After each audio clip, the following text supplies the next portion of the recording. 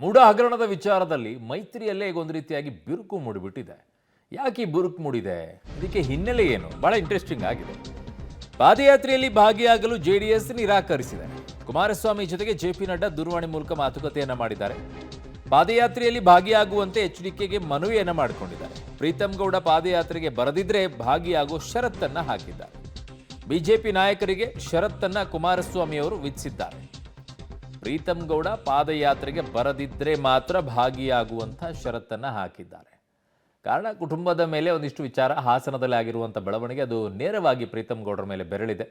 ಹಾಗಾಗಿ ಈ ನಿಟ್ಟಿನಲ್ಲಿ ಅವರೊಂದಿಷ್ಟು ಕಂಡೀಷನ್ಸ್ ಅನ್ನು ಹಾಕಿದ್ದಾರೆ. ನಮ್ಮನ್ನು ವಿಶ್ವಾಸಕ್ಕೆ ತೆಗೆದುಕೊಳ್ಳದೇ ಇದ್ದಾಗ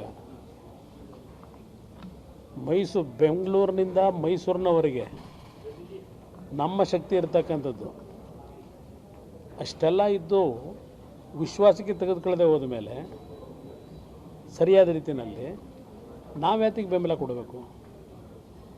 ರಾಜಕಾರಣ ಮಾಡೋದು ಬೇರೆ, ಚುನಾವಣೆಗಳು ಬಂದಾಗ ಬೇರೆ ಒಟ್ಟಿಗೆ ಇರ್ತಕ್ಕಂಥದ್ದು. ಆದರೆ ಇವತ್ತಿನ ಈ ರೀತಿಯ ಕಾರ್ಯಕ್ರಮದಿಂದ ಸಾಧನೆ ಏನು ಮಾಡ್ತೀವಿ? ಏನು ಸಾಧನೆ ಮಾಡಲಿಕ್ಕೆ ಸಾಧ್ಯ?